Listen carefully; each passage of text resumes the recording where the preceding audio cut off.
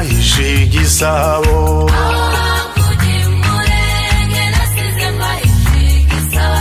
nasize ibigori byeze bimwe byazanywe na mirere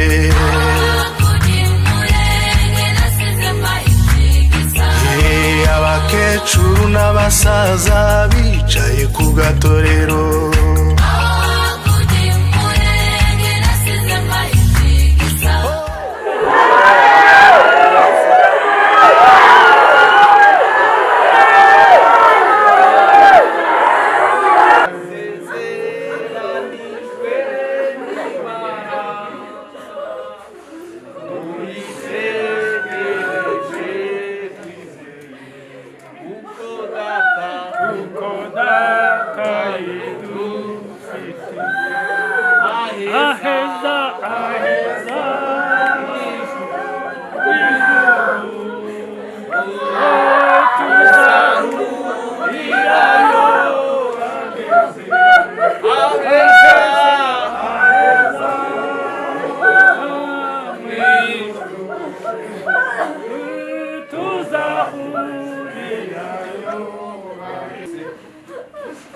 ariko mbere yuko dusenga reka mvuga aya magambo abiri.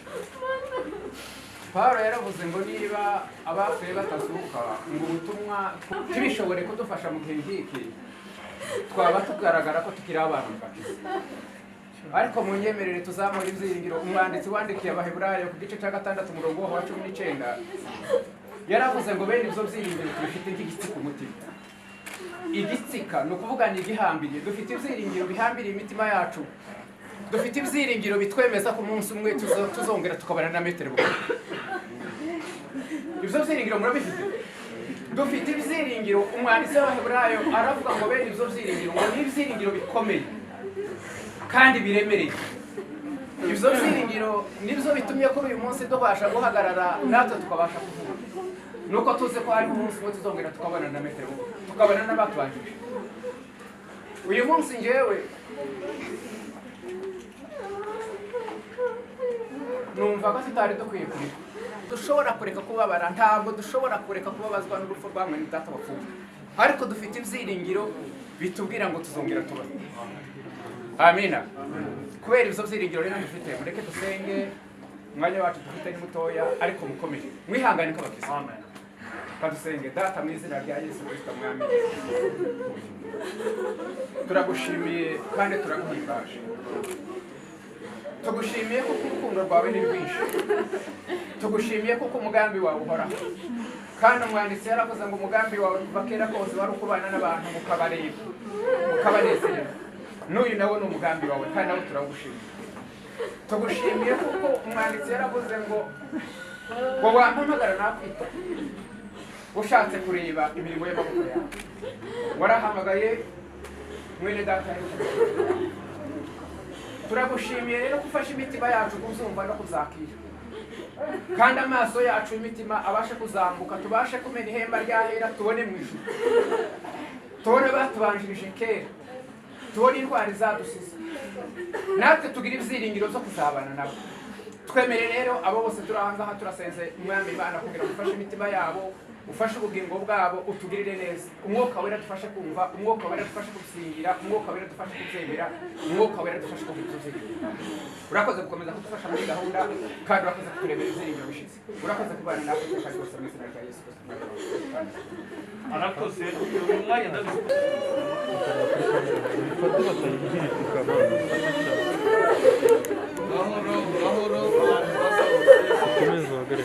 ubashiremo bose abari hawe ukomeze gutya.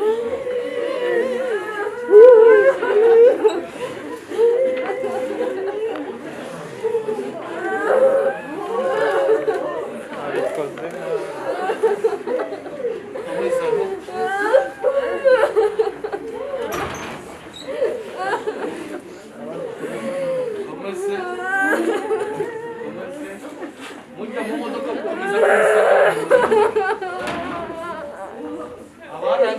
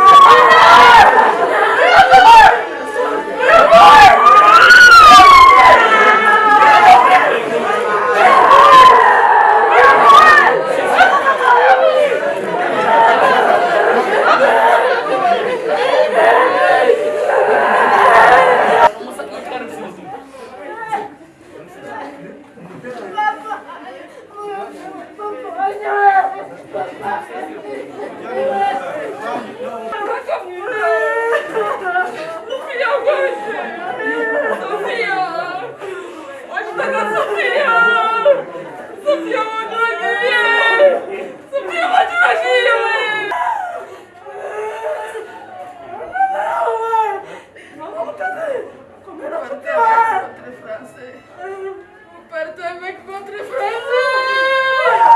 Mon Dieu, mon Dieu, mon Dieu, mon Dieu.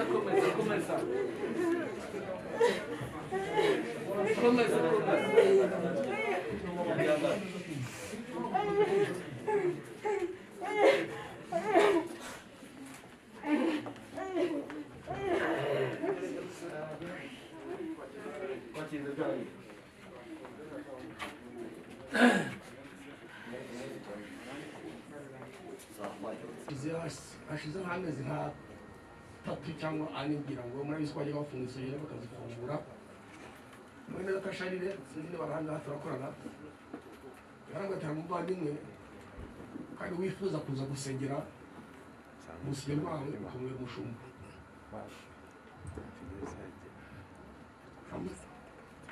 namusabira ndego turabona nawe twafashe umwanya munini kugana cyane muri ikintu kimbabaje cyane nuko namwe ko nzaza kumusura umuryango wawe haza kumusura muri ibi bintu ngiye bitumwerekeza fugudu turaganira umugabo mbwiza ukuri umugabo nyakuri yambwiye ibiri mu mutima w'ibyo byose nafashe umwanya ndamwumva ahubwo ati pastor ati ngira akazi kenshi sinyamboneka ati nawe nabarizwa uzi umuryango wawe rwahe arangwa ati umuryango wawe urasenga ariko yewe kubera akazi kanjye n'inshingano ngira simu ndifuza kuba mbere umushumba iyo umugabo tungana z'imyaka yarafite cyangwa na muto sitizi ko gifite imyaka 68 arangwa ati ndifuza kuza mbere umushumba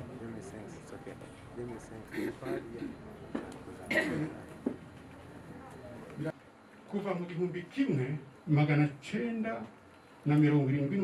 kugeza mu 1984 yize amashuri yisumbuye. Amashuri yisumbuye ya Bukuru yagiye Gatanga haya kuri STT Maendeleo twariganye aza gukomereza mu Kagogo ariko diplome yiwe arangiza amashuri yisumbuye yayifatiye mu Bijumba, yarangije mu Bijumba mu 1987 kuva icyo gihe kugeza mu 1988 yize muri kaminuza y'i Lubumbashi, ni kaminuza celebre cyane izwi ku mugabane wa Kongo, kandi yari yarahisemo ishami ry'amateka. Yari umuntu uzi imvugo cyane, dukorana wabonaga ari umuntu ufite potentiality y'igifaransa n'ibyongereza, ariko tugeze hariya kuko nuko yagaragaraga mbere yahise afata ishami ry'amateka, kandi yararishoboye cyane nubwo ataje gukomereza hariya agakomereza ahandi.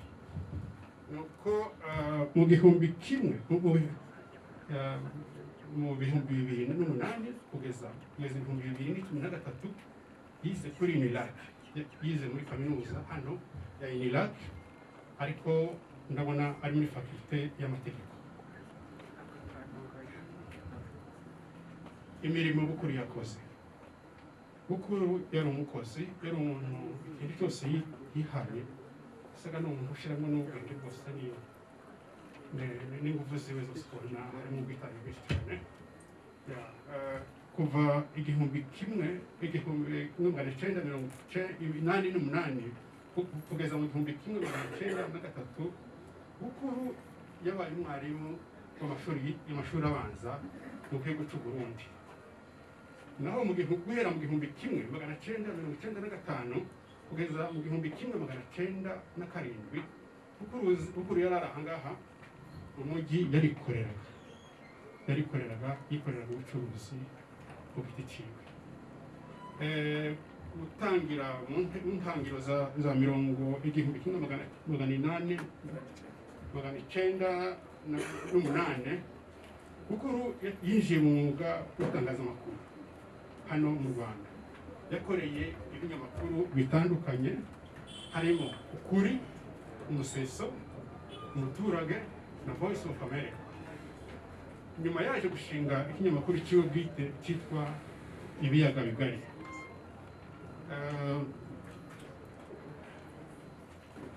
Kuva mu 2013 kugeza mu 2014 Bukuru yinjiye mu rugaga rw'abavoka mu Rwanda.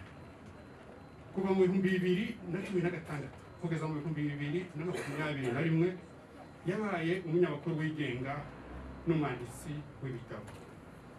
Kuva mu 2015 kugeza mu 2021 yatangiye ishyirahamwe riharanira inyungu ryitwa Action pour la paix et la justice et le travail. La justice et le travail. Bukuru kubera ko yari umuntu w'umunyamakuru,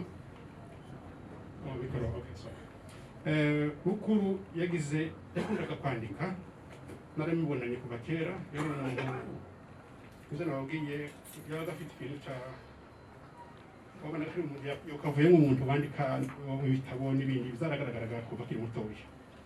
So Bukuru yanditse hejuru y'amateka y'Abanyamurenge, ariko yandika hejuru yo gutsindwa, ukuntu Abanyamurenge intambara zabaye muri Kongo, yaje kwandika hejuru y'intambara ya Simba Murere,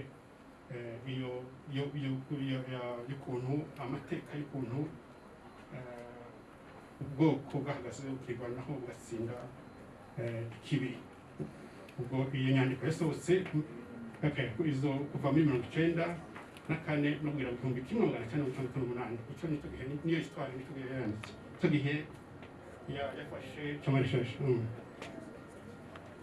Yanditse kandi yanditse mu Faransa, yanditse inyandiko ivuga ngo les mystères de l'hécatombe infligée aux Banyamulenge, agatumba. Umuntu yasobanura ko ngo ni nk'amayobera y'ubugome bwakorewe Abanyamulenge mu Burundi igihe cy'agatumba muri 2004. Kandi byanditse ko bivuga ko tuzi ko yanditse n'izindi nyandiko zinyuranye hejuru y'akarengane gakorerwa ubwoko bw'Abanyamulenge. Murabizi ubuzima bwa Bukuru bwa Gikristo. jewe bukuru twaratangiye twabanye muri famiye twigishijwe ijambo ry'Imana n'ababyeyi bacu ndahamya ko turi umuryango mu miryango ku isi mu miryango yarereye abana babo bababwiriza Imana batwereka kibi n'icyiza barabitubwiye batwigisha ijambo ry'Imana batwigisha kujya muri Sunday school batwigisha ibitaramo twasibaga ikanisa batwigisha amahombi twagiye mu butayu tubatije kuko twabatizanyije umunsi umwe mu bijombo hari kuri Pentecote ubwo twanganaga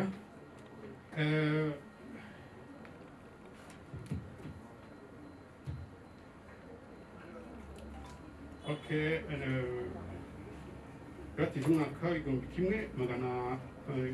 kimwe magana cyenda mirongo irindwi n'umunani kuri Sepak yakomeje muri Kadek aho yari umuririmbyi w'ikorali ubu asezeye ubu turamusezeraho yari umukozi wa Assemblée de Dieu.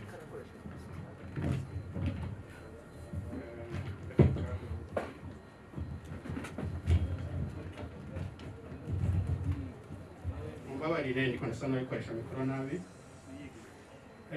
Ku ndangagaciro zaranze ubuzima bwa bukuru abantu benshi bakora bihurizaho ukuye uretse natwe abanyamuryango bamwegereye umuvandimwe wacu n'abandi imiryango twabanye nayo inshuti ziwe abo bakoranye abantu bose bazahamya ko bukuru yari umuntu wicisha bugufi bukuru yicishaga bugufi kugeza no ku bantu batoya akicisha bugufi bukuru yagiraga imbabazi simbisubiramo wasa nkaho ariko yagashekerera n'ubu bakashekerera kamubwira ati mbese barakoze cyane misayine yuko ku mutima yawe tuhaye izuze umbwira ukanyita ngo papa muvandimwe wanje ibyo ni ibiri ku mutima bigaragara ko nuko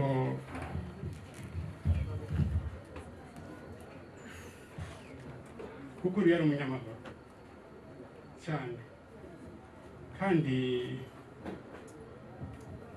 iganisha mu gasubiraho cyane kuvuga kuko yari umunyamahoro cyane ariko cyane muri iyi myaka atangiye gukura amaze kwa mukuru yamyagira amahoro wamubona ari umuntu w'amahoro yamatuza niyo mpamvu jewe naje ariko ngo tuzabana mukuru wacu duherekezanye yari ateye ishema cyane zari ziza kubana nawe tugakomezanya ariko ushaka kumwanga rundi bukuru yari umuntu ubana n'abantu cyane hari abantu batabana n'abantu kubana n'abantu bisobanuye n'umuntu wagiraga inshuti zoroshe bukuru yahura n'umuntu bagatamuka ukabona abaye inshuti kandi bagakomezanya cyane yari umuntu udakunda amakimbirane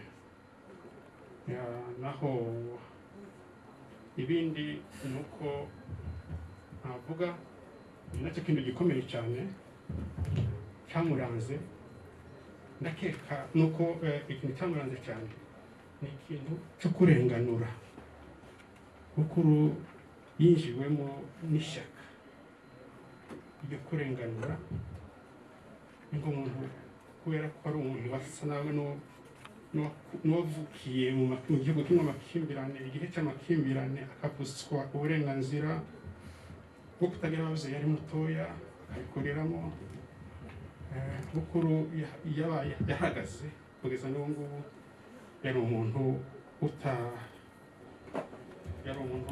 urwanya amakimbirane cyane nuko akeka ko narekera ngaho biragoye ariko ndihangana ndavuga nta kibazo kugira ngo mvuge uko ngeze ndahera ijambo ry'Imana rivuga ngo Imana yaturemeye imirimo myiza muri Kristo iyi Imana Imana iremye umuntu imwohereza mu isi ikamuhereza misiyo, ikamuhereza imirimo agomba kujya gukora, yayirangiza ikongera ikamucyura. Umugabo wanjye Imana yari yaramuremye imuhereza imirimo iyi yakoraga. Sogokuru Muhindanyi yigeze kuvuga rimwe kera ngo hari abagabo batatu, hari umugabo w'ipantaro, usibye ko ubu ngubu n'abagore twese dusigaye tuzambara. Arongera aravuga ngo hari umugabo w'umugore we rwe, noneho aravuga ngo hari n'umugabo w'abagabo. Umugabo wanjye rero yari umugabo w'abagabo. Icyo nicyo mvuga cyane, kuko yakoze ibintu ubuzima bwe bwose yabuhaye abandi, yakoreye abandi, yitangiye abandi, kandi arabikora ashiramo ubwenge bwe bwose, ashiramo imbaraga ze zose, ashiramo igihe cye cyose. Yaryamaga yararaga abona, yirirwaga yicaye akora ibyo bintu. Rimwe na rimwe hakaba iyo bisa naho bituremerereye twebwe, ariko tukumva ko nta kindi ntiyabishobora, nta kindi yakora. Yarabikoze neza, abirangije neza, arangije ubwo Imana yabonye ko ahangaha ariho ugomba gusubikira, zenda abandi nabo bakazasubukura. Ariko ibyo yakoze ni byinshi.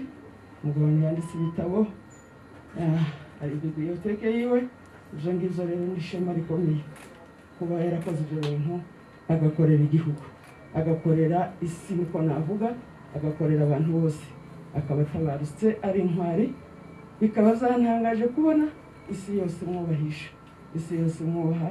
Yageze abimbwira nkamubwira nti nyamuneka ibi bintu, ariko shimye Imana yuko ibyo yaharaniye, ibyo yakoze uyu munsi ubona bimuhesheje ishema. Imana ishimwe. Twabyaranye abana uko babavuze, twarabanye. Ikintu nabonye muri uru rupfu rwiwe gikomeye Imana yakoze, abantu nk'uriya murabizi mwese, akenshi usanga nta miryango bagira, usanga batarashatse, ugasanga batarabyaye, bakaba ari abo nyine bo gukorera isi. Ariko we kubera imbabazi yagiraga, Imana yamuremeye. Nawe ariko tuzavugana, n'abazakomere, nanjye ndakomeye. Nanone ku muryango wa Semashari, umuryango wa Semashari yari afitemo abantu biwe benshi bose, ababyeyi bamukundaga cyane kuturusha, bamwigishije amateka bakamwigisha kubaho. Ababyeyi ntabona uko navuga, inshuti simvuga amazina yabo, ariko reka mvuga Mose Mbasha, mvuge na Juliya n'abandi batambutse. Abo bose nta n'umwe utaramugabiye inka cyangwa ngo agire icyo amuvugaho. Muzehe Eliya barahuraga bagatera urwenya cyane cyane, bagatera urwenya. Kwa Nyagahavu nabo reka ndeke kuvuga cyane, ntaje gutwara umwanya. Akambwira ngo uyu muntu wo kwa Ntwari ni inshuti yanjye, fata telefone umuhamagare, cyangwa gumana telefone ye. Yaba ari kumwe nawe akambwira ati uyu muntu turi kumwe nawe, bijya nakubwiye ni ukuri turicaranye. Hamuzehe Mudagire na murumuna we n'abandi mumbabarire, sindobanuye ku butoni, ndavuga bari imbere yaje mbona, ariko buri wese azi ubushuti yari afitanye nawe, kandi bw'umwihariko butari ubwo gushakisha, butari ubwo buryarya, butari ubwo kugura. Ni umuntu wirekuraga akakwereka umutima wiwe imbere n'inyuma, niko bukuru yari ateye. Akakwereka ibyishimo, akakwereka cyose.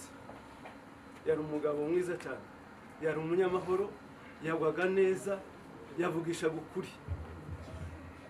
Umunsi umwe twaricaye arambwira ngo yewe, iyo atampamagaye mu izina, iyo twicaranye yambwiraga ngo yewe, ngo urabizi ngo ntabwo nzakubesha, ngo pe, sinzi ikintu nakumubwira, arambwira ngo yewe ntabwo nzakubesha, ngo tuzazane dutandukana ntarakubesha. Mukuru yari umugabo w'umunyakuri cyane. Rero mukomere muryango mwiza, mwihangane, tubuze ya ntwari yanyu, ariko turamufite mu mateka, tuzamugumana, tuzamuhamba ku mutima. Reka nshimire Mutualité ya hano n'iy'ahandi hose, ibyo bakora batweretse, bizatweretse imbuto yazo, bizatweretse urukundo, bizatweretse uko yari ahagaze n'uko yari ameze. Rero ndashima ntuma, sinshobora kuhageraho, ariko muzabangirireho mubabwire ngo turabashimiye cyane, abari hano n'abari kure.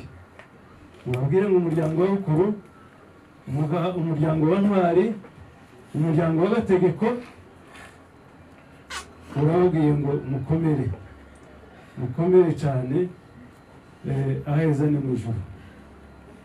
Mumbabarire, sinzi ukuntu zaciyeho kubwira Sada na Kanoti n'abana. Mu by'ukuri Sada twamufataga nka mama Uziya, n'abana be barabizi. Rero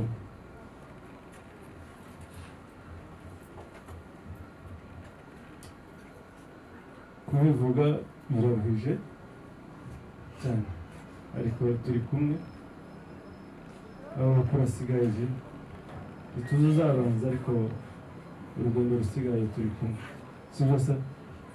Abandebye urugendo rusigaye tuzarusoza. Rero ngiye gusezera Bukuru, amagambo ntavuze mugende muyambwira umutima, muyambwira abantu bose. Ariko icyo nabasaba ikindi mbere yo gusezera, ndababwira ngo mujane inkuru nziza, mujane ko Bukuru yari umuntu mwiza, Bukuru yari umugabo, kandi ari amakuru yandi yo ku ruhande mukagire Imana mwe muyareke. Turabasabye, ntawe nzi uwayavuze, n'umwumva wese ayahambe kure, ayagumane iyo ngiyo. Bukuru turamufite ku mutima, ibyo wakoze tuzabizirikana. Ngiye gusezera Bukuru, nari nzi ko mba mpagaze hafi n'umubiri we, ariko mumbabarire ngereyo. Yuza kumbwira twari kujana ariko ntizakoze, baza batubanjirije mwana wa data azaca mu muhanda wenyine, zinjirwa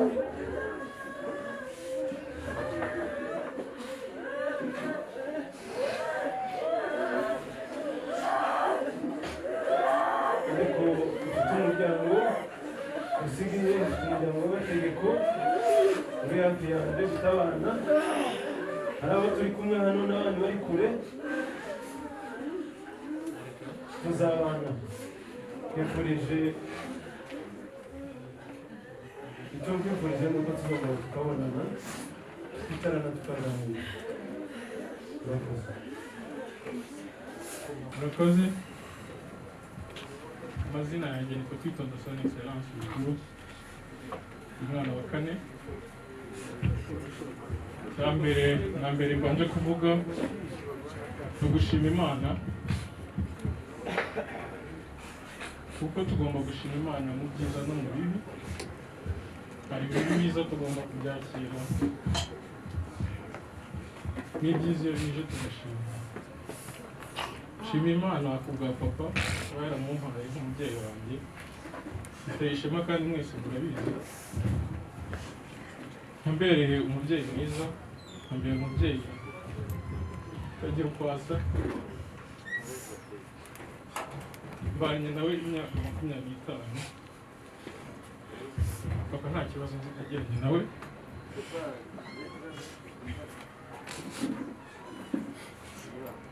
biraryoha cyane kuba umubyeyi wawe agusize atitwa ko ari umubyeyi wawe gusa, ari umubyeyi w'abantu benshi.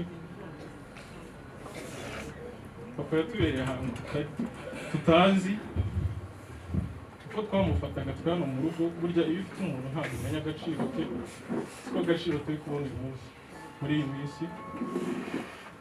Papa twamufataga nk'umuntu, nk'umubyeyi wacu, inshuti yacu magara, by'umwihariko njyewe yankundaga. Yahoraga ambwira amagambo meza anyoka, rimwe na rimwe kubera kubimenya yasimbiye n'agaciro. Papa nahuraga nawe hano buri gihe nsohotse ngiye, akambera bakambwira ngo ndaberewe, kandi mu by'ukuri hari igihe nabaga nambaye n'ibyo mbona njya ntaberewe, akambwira ko nsa neza. Papa yari umuntu mu by'ukuri, hari igihe twakosanyirizaga tukabwirana nabi, nta munsi n'umwe nigeze mfata intambwe ngiye nsaba imbabazi. Uko nabitekerezaga ngiye kuzimusaba yarantangaga. Nasangaga mu cyumba nararagamo hano, akanyegera akambaza ati se Sone,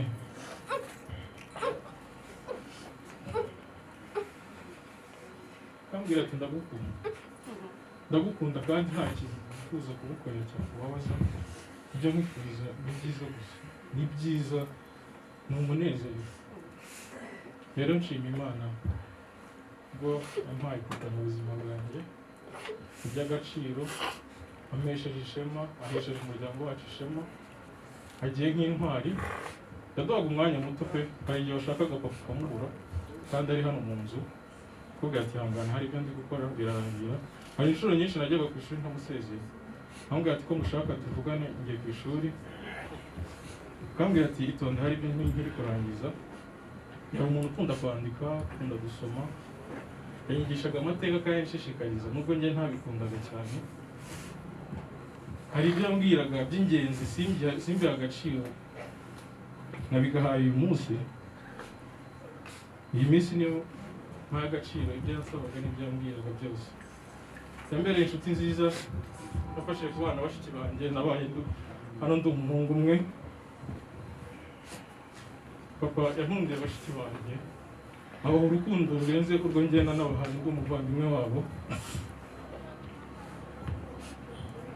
Ndabyibuka umunsi wa nyuma tubarana na papa, naje hano ngiye ku ishuri ndi kwihuta mu masaha akuze, mbone bisi musanga yari mu cyumba, ndamusezera mubwira ko ngiye ku ishuri. Hari kuwa gatandatu nimugoroba, sohotse nibwo bwa mbere papa yangabiye.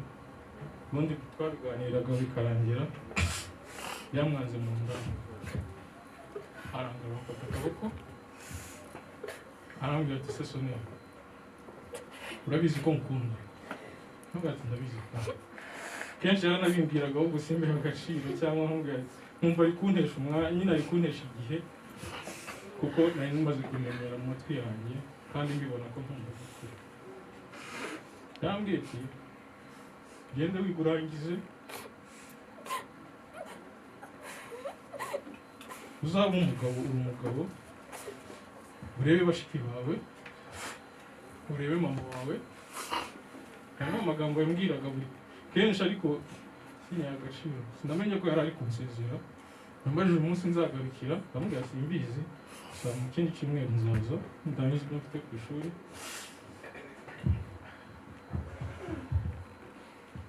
Arambwira ati genda ku ishuri, ndagukunda. Twicara turasengera mu cyumba, yaransengeye amumugisha. Papa nta kintu na kimwe kibaho ku isi cyiza atagifuriza kugeraho. Yanyise amazina meza, yanteraga ishema ahantu hose, ahubwo nkababazwa nuko mbona ntari mu murongo wayo neza, bagaruka.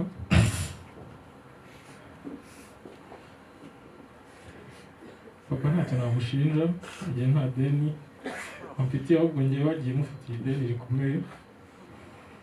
Kuva nkifite imyaka 20, yansabye umuryango, ambwira ati none son excellence ufite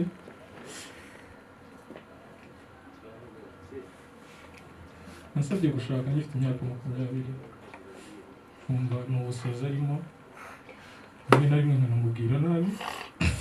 Ndabyibuka umunsi wa nyuma namubwiye ati reka mubwize ukuri papa, nta gahunda mfite yo gushaka ntararangiza ishuri, ubyibagirwe. Arambwira, uwo munsi nari nzi ko mbimubwiye nkaho namubwiye nabi cyane, nzi ko atazongera no kubitekereza. Uwo munsi twari turi kumwe bwa nyuma hariya, arambwira ati Sonera, nsohotse amaze kumusengera arambwira ati ibintu nagusabye ariko uzabitekereza. Nagiye mufitiye ideni rikomeye, ariko ndabizi bitandukanye ku mubiri ariko ku mutima arankunda kandi asigiye umuryango mwiza uzanshyigikira. Nta bindi birenze navuga kuri papa. Ni umuntu w'umunyamahoro pe, menshi cyane, menshi ku buryo njye ntabona bisobanura, kuko njye nagiraga n'amahane kumurusha. Umunyamahoro, umubwiraga nawe akakubwira neza, ugatuma ugaruka mu murongo. Nshimiye Imana kuba adusize turi bakuru, dusiganye ubwenge, yaturaze neza, yaratwigishije neza, yarwaniriye ishema ryacu.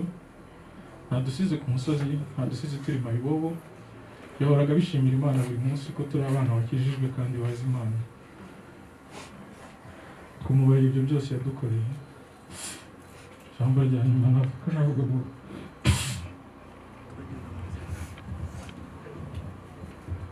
urukundo waduhaga tuzarwitura turi n'abawe, tuzarwitura umuryango wawe.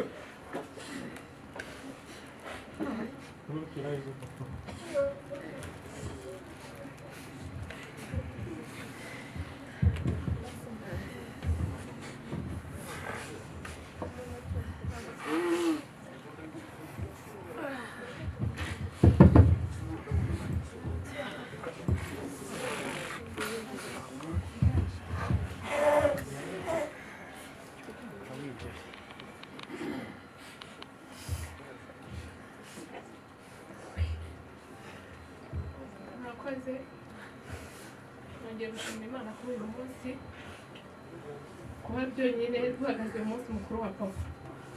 No kuri Imana ishimwe. Birababaza ko umuntu agenda, ariko birananezeza iyo ubonye ijuru ryakiriye marayika wayo. No kuri ishimye Imana ko uyu munsi papa ari mu ijuru, kandi nkashima Imana ko yadusize turi abakristo, natwe tuzamusanga.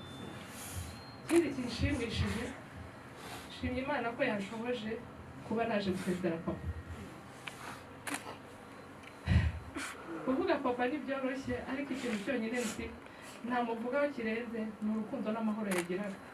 Sinigeze mbona umuntu ugira amahoro nka papa, nta nubwo ndabona umuntu ugira urukundo n'urwo yagiraga. Yaduhaye urukundo runarenze urw'umubyeyi.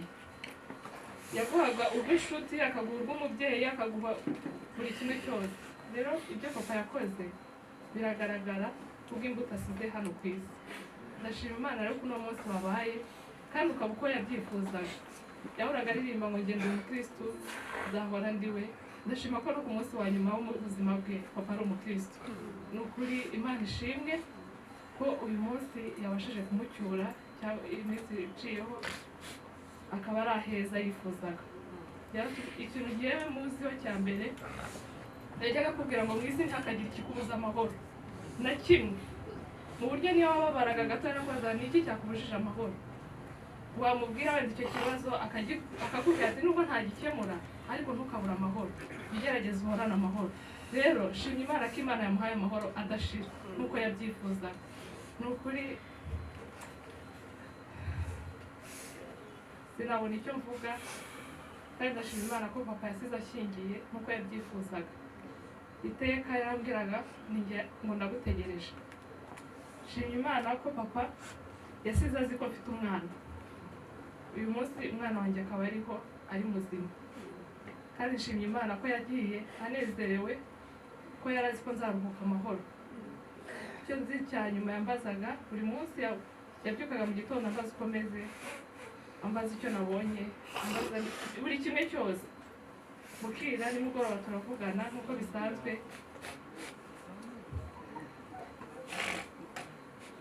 Ikintu gusa kimbabaje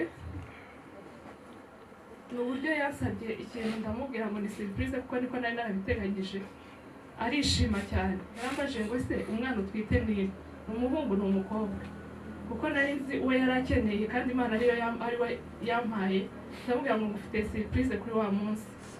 Arambwira ngo uranejeje kurenza uko wari kubimbwira. Rero ni ukuri Imana ishimwe ko yongeye kansigira papa, kuko iyo ntamusigarana sinzi aho mba ndi, ariko uyu munsi mfite papa mu maraso, mfite papa imbere yanjye. Rero imirimo yakoze iragaragara, aho yasize tuzahakomeza.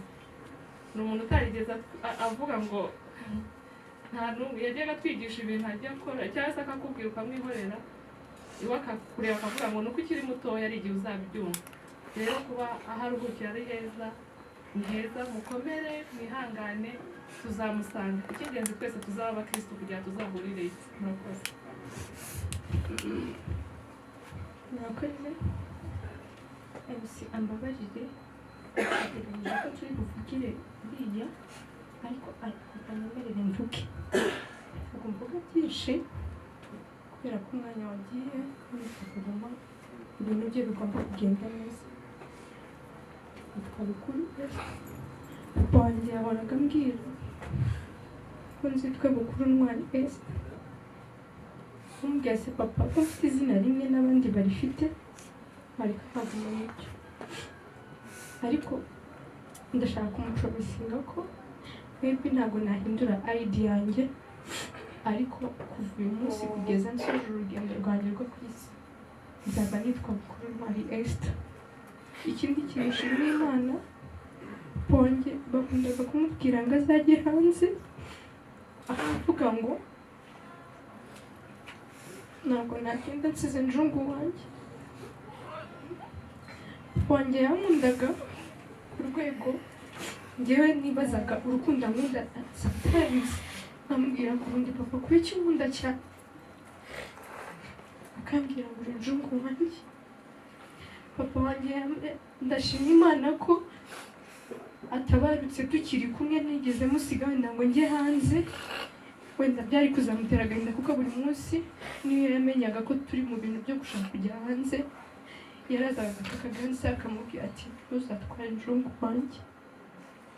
Nshima Imana rero ko papa atabarutse tukiri kumwe. Ikindi kintu nshimira papa wanjye yankundaga kugeza ku rwego yafashe indirimbo y'Imana arayihindura ayishyiramo izina ryanjye. Iyo ndirimbo iravuga ngo nibakubaza ngo ni ukuki uhorana amahoro, hahandi bashira ngo njyewe Yesu yangiriye neza. Papa wanjye yashiraga ngo njyewe Yesu yampaye njungu. Iyo ndirimbo yarayiririmbaga ku manywa na nijoro. Abavandimwe banjye bagera baramubwira ngo papa kuki twebwe utadushizemo. Arangije noneho akajya ahera ku mukuru akagera ku mutoya, ari kugenda avuga amazina yacu. Papa wanjye ndamushima ko yankunze nk'uko musaza wanjye yabivuze. Papa wamubwiraga nabi, waba ugiye kumusaba imbabazi mugakubitana mu gitondo aje kukubwira ngo mwana wanjye ndagukunda, akavuga ngo ni iki kintu cyo kiba ku isi cyakubuza amahoro. Iryo jambo yahoraga twese aritubwira. Icyumweru cya nyuma papa wanjye agendamo, nari ndi kwa kanseri wanjye, niho nari ndi kuba. Papa wanjye ntabwo yigeze agira amahoro, yahoraga ampamagara buri munsi akambwira ngo nzatahe ngo arankumbuye, akambwira ngo ukubera iki najya muhamagara ngo basi ngo mubaze ukuntu ameze. Papa wacu yaduhamagaraga nta kintu agiye kukubwira, akakubwira ngo umeze gute, hanze akakubwira ngo ndagukunda. Ambwira ni my dad. Ibihe byose twagiranye na papa wanjye reka mbabwire, he's not soldier wenda ngo namuterera amasari kubera ko mwebwe ntabwo mwamenye uburyo ari umusirikare kubera ko wenda mutabonye arwana intambara z'amasasu, ariko ndashaka kubwira papa wanjye ko ni umusirikare wanjye ibihe byose by'iteka. Murakoze. Murakoze abana kuba bihanganye kandi amagambo bavuga arakomeza, ni ubuhamya bwiza bw'imibanire yabo n'umubyeyi wabo. Bashobora gusubira mu myanya yanyu mu cyiciro. Nzizi ko mwamuko ukora ibyo ukora byose aba ari byiza, Imana ishimwe. Ndashima Imana kuko nanone uyu muryango tuvuga mukuru ntabwo dushobora kwongera kwigendera asize umuryango munini, by'umwihariko kuko bavuze twarabanye i Burundi, navagaho narindi ngasura, twari tuziranye. Ibyo mwavugaga by'amateka, yavaga hano akansanga mu Ruhengeri aje kubimbaza, kuko hari Murenge nari ndoranye na Muhindanye na Karojo, ari ba sekuru. Bukuru yari inshuti, ariko icyo nshaka kuvuga, ndashima Imana kuko ibyo yaharaniye n'ubundi ashoje ari intwari. Navugaga akantu gatoya gusa, nagira ngo mbabwire yuko Bukuru uyu nguyu hariho umuntu, urabona hariya sebukwe ararwaye, yari umubyeyi aho yarageze n'izandi nda zibiri niwe wari umufite. Ariko rero kubera kuko imbabazi n'urukundo yagiraga agiye tukimukeneye, narindi ko mvuga ngo Stefania ni mukuru wanje, ariko ibibaye kuri Nyirashimwe ni ukuvuga ngo 98 napfushije umugore. Ntabwo ari ukuzana amateka, mfusha umugore ansigaye abana b'ibyumweru 3. Icyo nashaka kuvuga, Imana ifite ubundi buryo. Mbwira aba bana asize, abo bana ubu ngubu itaba Covid basizwe uba bari kurangiza kaminuza. Imana ifite ubundi buryo bwo gufasha aba bana abatararangiza. Imana ni nyamaboko, kuko Imana nkizi burukigira, kandi Bukuru yari umugabo w'abagabo, turi shimira Imana.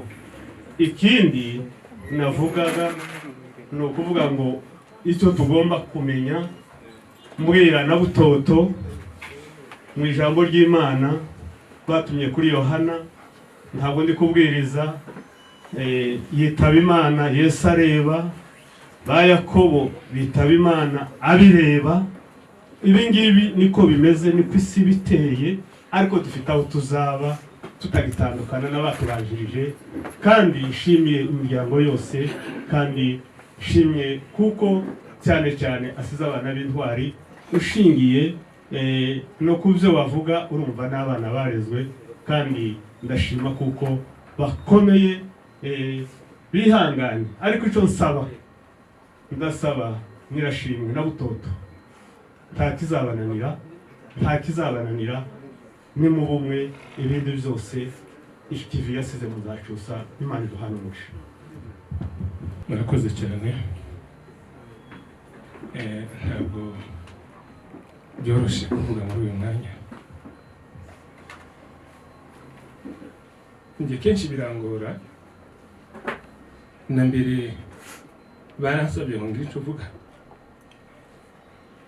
birananira, ariko ndihangana.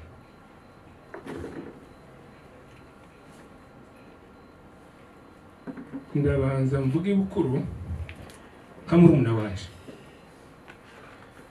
kandi mvuge Bukuru nk'inshuti yanje.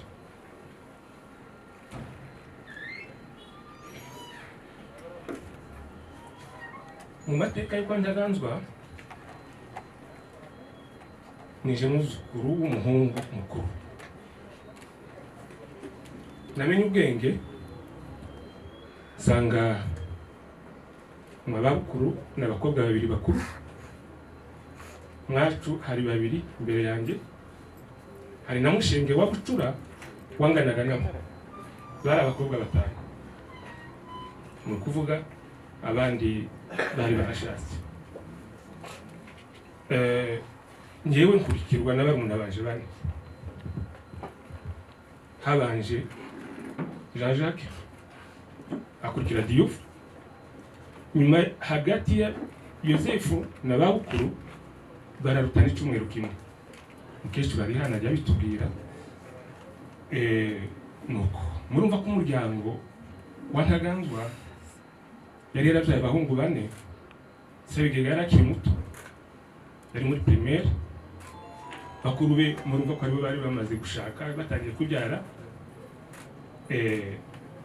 Ntaganzwa arapfa. Muri aba barumuna baje bose mvuze nta n'umwe wamubonye, ni jeje nyine wamubonye. Imfura ye Gategeko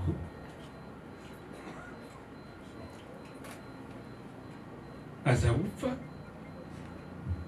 nyuma y'umwaka umwe, ariko aho nibeshaho gato atarapfa nyina wa Babutoto abyara undi muhungu, yaje gupfa nyuma abantu bageze muri Sange. Dukura turi abahungu batanu bangana, njyewe na Jean Jacques na Bukuru na Butoto na Joseph, cyane ubwo bagiye kumenya ubwenge turi mu Gatanga. Kakara turera bombi na Muzehe Elisha yaragiye mu gisirikare. Rubeni nawe twageze mu Gatanga mu wa gatanu wa primaire itaja ku ishuri. Muzehe yanyigishije gukama inka.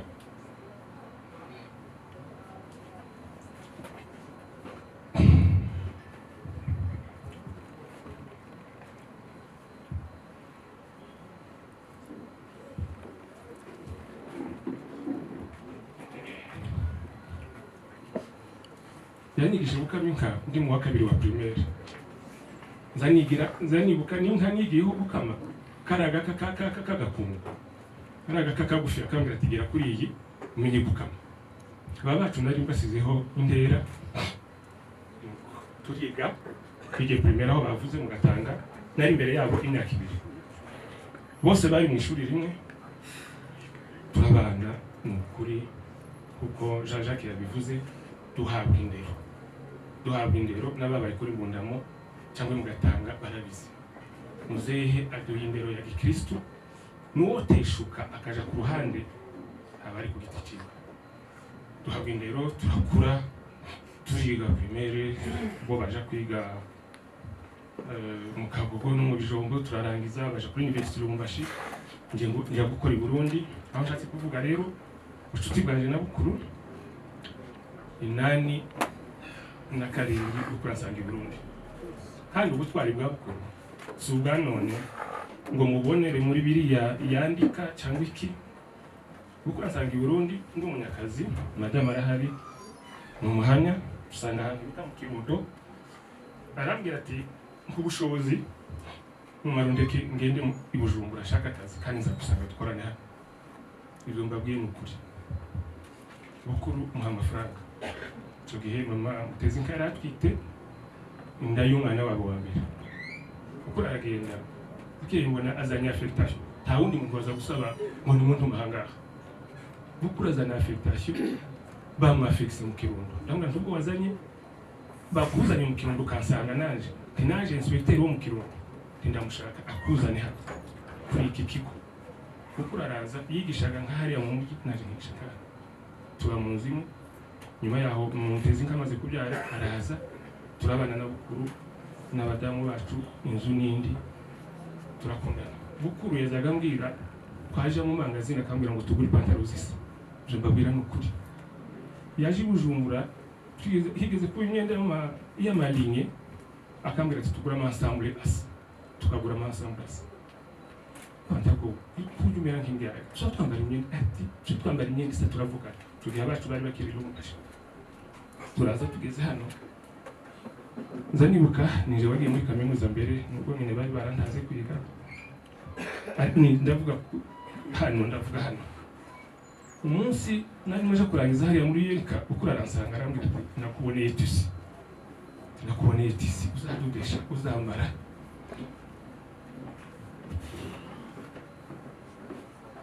umunsi wa memoire aragenda agura amatisi naje ntanga amafaranga tudoda amakoti asa sinavuga aho ndarangije ubucuti bwanjye nabukunda burangije sinavuga ngo mvuge ngo nagari bene data kuko nabimbabwiye twaje hano turi abagabo bubatse barabibonye kumwe na data wacu byaduteraga ishema ni kumwe na bukuru na butoto na Rubeni na Jean Jacques na Yosefu ariko nyine kubera ibihe bigenda bitandukana bigenda biza bihindura ibintu bihinduka tuza kwira tuva dusigaye njyewe na bukuru na butoto na Rubeni ko mu myaka ibiri ishize dushingira umwana wa Janja Rubeni nawe aragenda kubw'amahirwe ejo bundi tubona Janja aragarutse twari twishima dusubiye ku muryango hano na Rubeni yari twajya gufata decision y'umuryango akambwira ngo wowe uri kumwe n'abandi ngo nimufate decision muri cyo mufata turagikora kuko yarazi ko ndi kumwe na bukuru ndi kumwe na butoto yarazi ko icyo twavuga cyose Rubeni akatwubaha akatubwira ati ibyo muvuga ibyo dukora mu by'ukuri nubwo nyine bimeze gutya ariko turakomeye bituma mvuga ngo turakomeye iyo ababyeyi batubwiye amateka tukareba naho badusize naho sogokuru yadusize naho gategeko yadusize naho muzehe wacu yagiye ari twe ashingiye bariya ba Claude na ba Munyabirori n'abandi yagiye bakiri muri za CEO za cycle d'orientation kuba rero twari tumaze kuba umuryango umwe na gutya sinibwiraga ko ari uzatubanziriza hambere aha yararwaye barampamagara ko yarwaye ndagenda birambabaza cyane ariko twahura muri iyi minsi nari nsigaye twadushye duhura nta kindi namubazaga umeze gute sante yawe ati sava n'umunsi aje kwipimisha covid yarampamagaye ati nari nazi kuja kwipimisha covid afite ubwoba ati ariko bayimpimye nari nazi kukubwira ntaravayo ati nsanze kuko yari yarwaye yababaye cyane bagakeka ngo nayo yarayifite ubwo twahuraga namubazaga sante ye ariko sinibazaga ko kuba muri iyi minsi ashobora kuduca mu myanya y'intoki ubushize arampamagara arambwira ati kubwira inkuru nziza atubona asubiye mu ikanisa twari mu bukwe bw'umwana wa Jonas atubona asubiye mu ikanisa kandi ati inshuti yaje yaranjanye ahantu atubona gusenga ni membre wa eglise wa Assemblée de Dieu ndavuga ati magishimwe tuzabiganiraho ati kandi ubu nafashe umurongo sizasubira kandi ati aho nasengeraga ntibarahafungura none nagiye muri Assemblée de Dieu kandi ndakomeje sinzasubira kandi kureka gusenga babyeyi bene data turabashimiye rero mu by'ukuri byaradutunguye umuntu gusohoka mu nzu ari muzima mu mwanya bakababwira ngo atoye umurambo we ariko nta kindi twavuga mu izina rya famiye Ntaganzwa nubwo hakiri umukuru w'umuryango uza gushimira ariko turabashimiye mwese mvuze mu izina rya famiye Ntaganzwa Sebigega ntari hano ariko yabintumye ndashimira umuryango wacu wa Ntwari ndashimira abayashunga ndashimira abaturage ba hano Kimisagara iby'ukuri bakweretse urukundo ndashimira abantu bose babanye natwe muri ibi bihe bigoye naha muri kumubona tubasha kuvuga gutya ni iki cyumweru tumaranye nawe tukaba tubasaba rero ngo ni ukuri komeze muzatube hafi kandi tumunganya mbere dusabye niyo amasengesho kuko ntibyoroshe gutandukana n'umuvandimwe abana gusigwa n'umubyeyi atarwaye byaradutunguye ariko hamwe n'Imana kandi Imana yabanye na ba data basigaye n'abari imfubyi nk'uko tubivuze bakaturera mu bibazo turashima Imana kuzabana natwe kandi n'abana bacu mwihangane muziga abatararangiza baziga barangize kandi twizeye ko uko bukuru yari afite inshuti nyinshi muzabona ababitaho tukaba rero mu magambo magufi tubashimiye mwese kandi mwene data tumwifurije iruhuko ryiza imana izadufashe abana batarashingira tuzagira uko dushoboye imana izadushingira tuzabashingira murakoze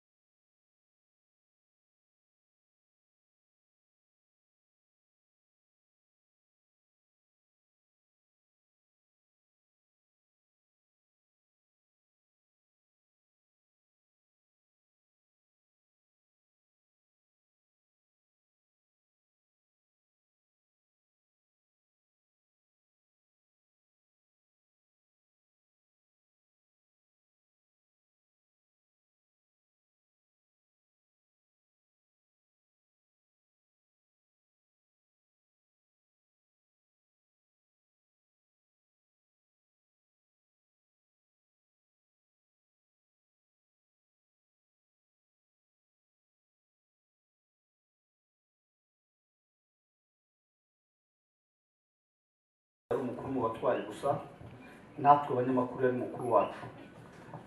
Mukuru twamenyanye muri 2001, twakoranye mu Museso kugeza 2005.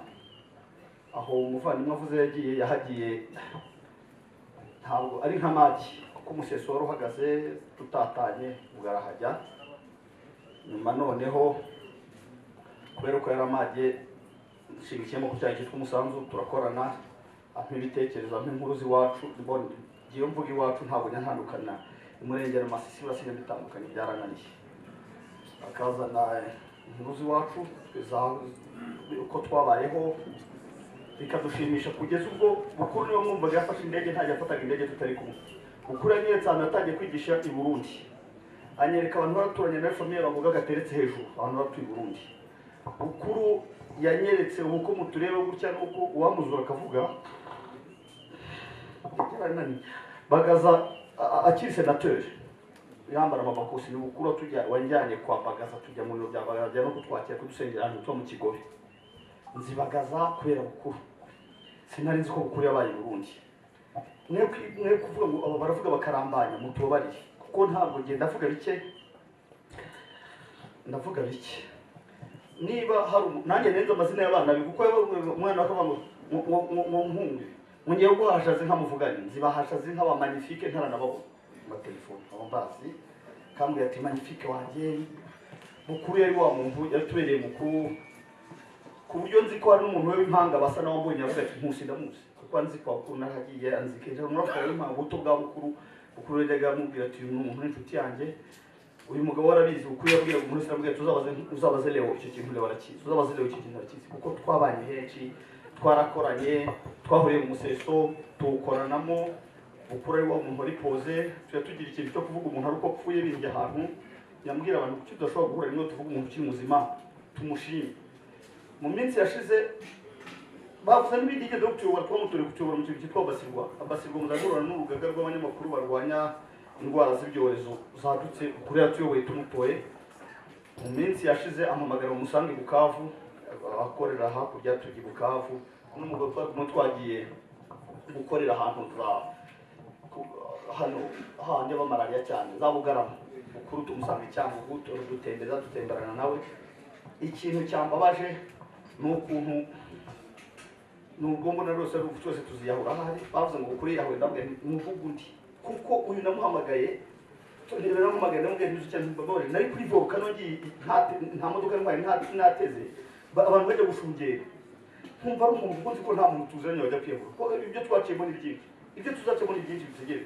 Noneho babivuze abantu bajya gushungera kuri volcano, nanjye nari kure kugura urugendo nkajya kuri nahoze mbibwira nsize bashungera, ariko agomba kuba ari bo bakiga bacuruza hariya, ntabwo ari Bukuru.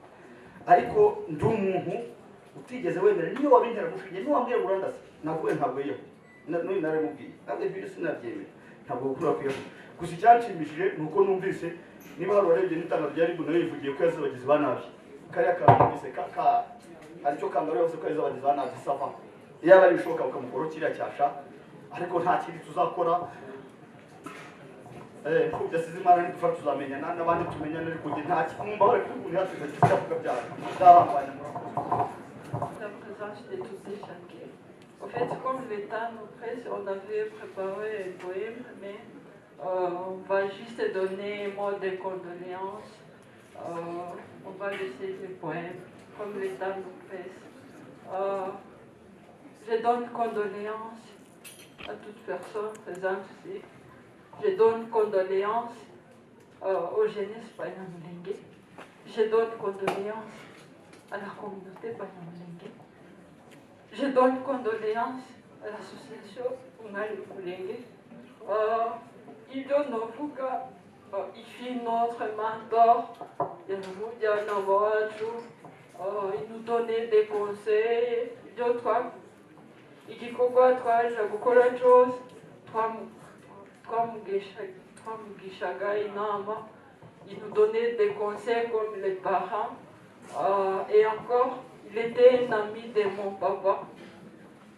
En fait, navuga byinshi, icyo tumwifuriza ijoro ridashira, Imana imwakire mu bantu, murakoze cyane. Navuga umubyeyi wacu ku giti cyanjye izina rye niryo zina rya data kandi baraniganye, sinabo wenyine biganye na mama Benedict bariganye, twaranaturanye mu myaka ya mbere ya 1994 mbere y'ibihumbi bibiri. Rero ijambo rya mbere rijyanye no guhumuriza umuryango wa Maître Bukuru Ntwari, izina ya papa,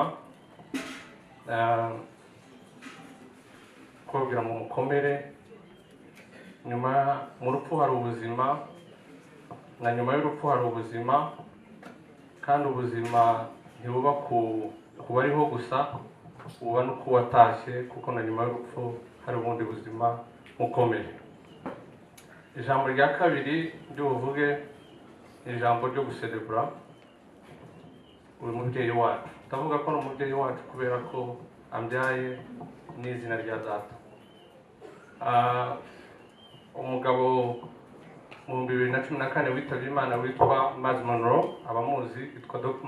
Miles Monroe, yitabye Imana afite imyaka 60, ariko mbere y'umwaka yuko yitaba Imana yari mu gihugu cya Nairobi, aravuga ngo niteguye gupfa. Avuga ijambo rikomeye, aravuga ngo ntabwo hapfa ushaje, hapfa uwarangije ibyo yagombaga gukora ku isi agataha. I want to die empty, I'm ready to die. Icyo Imana yashizemo naragikoze mu gihe cyanjye. Rero n'uyu mubyeyi wacu nicyo yakoze, kandi icyo yakoze yagishyizemo imbuto, natwe tuzayizirikana mu bihe byacu, ndetse tuzakomeza kuyikoreramo. Imana ibahe umugisha mwese, murakoze. Hari umwana washinguye se umunsi wari ufite umusaraba, umuryango wambwiye ngo bamuhaye inka. Ni mesaje ya mbere. Mesaje ya kabiri ni ukuvuga ngo umuryango bantumye ngo mbabwire yuko bashumbushije umuryango wa Bukuru inka 6. Muri ku muryango wantumye, aho ijambo rya gatatu two turiho bambayemo n'itumwe,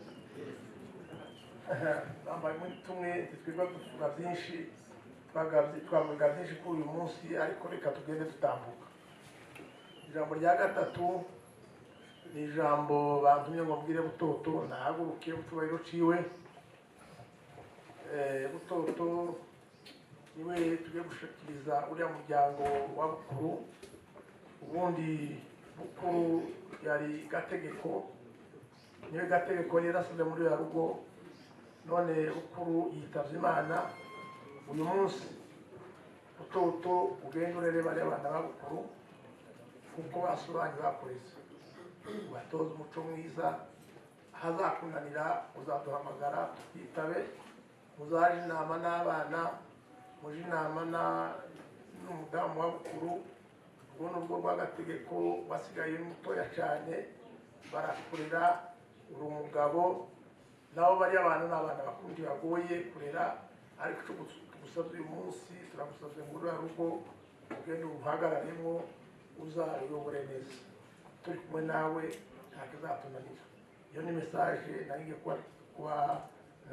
bari bantuye ngo bashikirize, nta yandi makuru tugiye kuvuga. Imana idufashe. Kuba yayoboye gahunda mu gitondo ahagaze, kandi murabona ko ibintu bitari bikeya yabikoze neza kuva mu gitondo kugeza kuri aya masaha. Mushimire cyane. Ijambo bampaye nk'umukuru w'umuryango w'abatwari, ndagira ngo ndivuge mu bice bibiri. Ntabwo nabonye umwanya wo gutanga ubuhamya, icyo nshobora kuvuga kuri Bukuru ndagira ngo munyemerere ntaragera kuri iryo jambo rya nyuma rijyanye no gushimira abantu no gusoza iyo mutere ubuhamya bugufi nanjye mfite numva ndavuga mu minota mike cyane. Bukuru turavukana basogokuru barakurikirana. Bukuru twabanye kera uko njya numva ariko twese tutandukana tutamenya ni kuko twari tukiri abana kera muri za 67 tuva ku Cendajuru. Ariko nyuma yabo nyine twaje guhura nawe turamenyana. Umunsi wa mbere twahuye nabwo natangiye ubuhamya. Umunsi wa mbere twahuye na Bukuru yaravuye Lubumbashi ansanga i Kalemi. Yari mu bikorwa cyo guserukira abandi bayitide bari bari kumwe bashaka bato kwa komiseri sur regional ngo nabahe bato ibavane Kalemi ibazane Uvira n'abandi baje Bukavu. Bari nk'abayitide bagera kuri 200. Yari muri delegation y'abantu batatu bagiye kureba komiseri sur regional Kalemi ngo abahe iyo bato. Yaragiye bari baharaye ijoro rimwe ku mugoroba bakurikiyeho bato yari yabonetse barambuka baragenda. Noneho impamvu natekereje kuri icyo kintu deja à l'époque nuko tukiba muri Congo abakongomani bazaga dusubiza inyuma kubita inkokora badusuzugura kumva nta jambo baduhaye, ariko nubwo byari bimeze gutyo ipuse buko yarimo no muri delegation no gukora icyo kintu gikorwa namubonye deja mu kintu cy'ubutwari bwo kuba muri ibyo no kwiyempoza muri make nubwo harimo bayitijya kandi bashaka gusuzugura abantu. Ubu hari muri 87 twongeye guhura turaye kwa Mzee Sebiri Uvira, ngiye gushaka ishuri Bukavu, ntabwo twatindanye, twongeye guhura tugeze mu Rwanda. Musanga afite ikibazo cy'ikibanza cyiwe, yaburanaga n'umuntu umurenzi imbaraga ariko ahagarara muri icyo kibazo. Ejo bundi nta kwezi gushize twasubiye muri ayo mateka y'icyo kintu, ambwira ko uwo muntu yiyambazaga minisitiri wa Minitrap ngo amubuze kubaka. Yari umuntu ukomeye cyane, sinshaka kuvuga na kitu yiwe. None ngo buce Bukuru yabimenye ko yamaze no kwandika ibaruwa yo kumuhagarika, nawe aje kumureba. Avayo ahinduye ya lettre ariko ati ukomeze wubake. Mbese yari umuntu uzi guharanira uburenganzira bwiwe. Ndagira ngo nkomereze noneho no guharanira uburenganzira bw'abandi mbihuze n'ubuzima yabaye. Ubuzima bwa Bukuru nagerageje kugira analogy guhuza muri Bibiliya umuntu ukomeye cyane, sinzi ko wari urimo uruta Aburahamu bavuga ko atubatse inzu, yahawe igihugu ngo amare gushika ateramo ihema arinda asaza kubera filozofi yiwe yo kubona ko aho ngaho atazahatinda abaho, sibyo? Yabonaga aho yubakiwe imbere yiwe ntiyakora ikindi kintu, aba muri ibyo rero. Ndashaka kugaruka ku buhamya madamu yatanze. Ni ukuri pe, nasanze amuzi nk'uko naje muzi. Bukuru yubatse iriya nzu, ngira ngo yagiye muri gahunda za recherche itaruzura, yujujwe n'umugore we n'ibindi byose yagiye yubaka ku ruhande. Ni mama Mutesi yubatse, akora icyumba cye agishyiramo imeza, atangira kwandika no gukora recherche. Aho rike tugize imyaka 20 nje ngera ino muri 97 kugeza ubu. Navuga ko Bukuru ntabwo yigeze ashaka akazi ngo ashaka amafaranga. Madame we yaramundegeye, arambwira tubwira mwene wanyu ashaka akazi. Naramubwiye, we ashaka kunyereka ko arambwira ati nzagashaka. hari n'igihe yabaye muri baro, hari igihe bageraga bakavuga ati abavoka batange contribution zabo, nigeze no gutanga contribution gukomeza tuhagaze, ariko iriya maki yagiyemo igatuma umugore we arambirwa ko adafite akazi n'abana be, byamuviriyemo icyo ari cyo uyu munsi. Aba wa mugabo bavuze utari umugabo wiwe mu rugo, ahubwo aba umugabo w'abantu benshi wa communauté, mureke no kuvuga na communauté y'abanyamurenge, nuko yavugaga akavuganira na Kongo yose, akavuga ati gutunganya mwatunganya buke. Yanditse ibintu byinshi. Uyu mugabo yarazubwe icyo gihe yavuye i Lubumbashi yize umwaka umwe wa histoire, ariko amateka yarazi inspira des docteurs. Je suis sûr. Iyo ni témoignage yatanzwe na Kibasumba Adela ejo bundi atanga témoignage yiwe, avuga ko abantu barimo bakora piège biyesitira ku bintu bya bukuru, mbese birimo amateka nagira muri cyo kintu rushaga abantu kuvuga ibintu za conference de Berlin, akavuga ngo yahereye ngo yatangiye ari kuwa kabiri irangiye ari kuwa kabiri, mbese ibintu avec précision. Ibintu byose byabaye navuga muri region twabayemo, yabikoreye ubushakashatsi ukagira ngo hari none azana byerekwa twakundi bavuga ngo kwerekwa ko ni ukuri. Uyu mugabo yari un philosophe, yari umuhistorien, yari umunyapolitike, yari agiye ari mu rwego noneho turabona ntabwo yabonye akazi, abangiza akazi batarimo batenda kugeramo. Hari umuntu wavuze ngo muri murebe ukundangana, ntabwo ari ukubukurangana.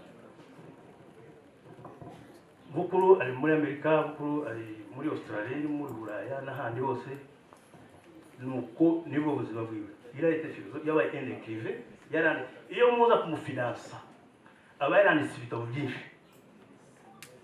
Plusieurs fois il s'invitait pour le problème des moyens. Sinon il aurait yaranditse byinshi cyane kuko ni cyo twahisemo, ni Imana yamushoboje gukora.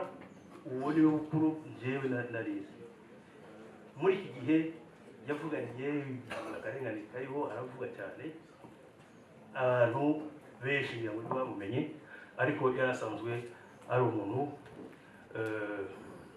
w'umunyabwenge ushobora gukora ibintu abandi bakazabisigara nabi, bikazabagira icyo bibamarira.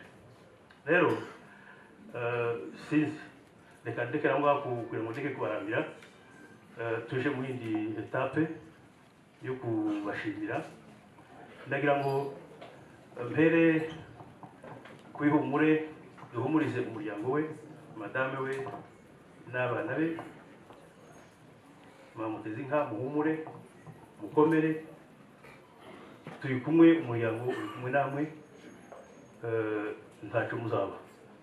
Mwagize umuntu sinzi ukomeye cyane, ukomeye. Hari uwamukompare na Gisaro, ngira ngo c'est comparable kandi nawe muramuzi. Rero tubanze tubahumurize, mukomere. Aba bantu bose bateranyijwe no kubakomeza, kandi ni ukuri nanjye nabashimye, mwakomeye. Njye sinanyizi ko arashobora kuvuga. Il était mon ami personnel, sinavuga ngo ni wa mbere, ariko twari dufite ubushuti buvanze n'ubuvandimwe ku buryo twabanaga igihe cyose. Ndagira ngo muhumurike, mukomere. Reka nanone duhumurize umuryango wa Butoto yashagiwe. Nashatse kuvuga ko ari we waba ushobora kuba yarabanye na Bukuru hafi cyane kundeza, kandi birumvikana, ariko nyuma yawe sinemera ko ari uri muntu wabanye na Bukuru hafi, ariko ugende ukomere nawe kandi uzakomeza abandi. Ibyo bibaho. Reka nshimire abantu bose bari hano, nshimire abantu bageze hariya, nshimire abantu bamuzirikanye bari kure, bakamukorera ibirori.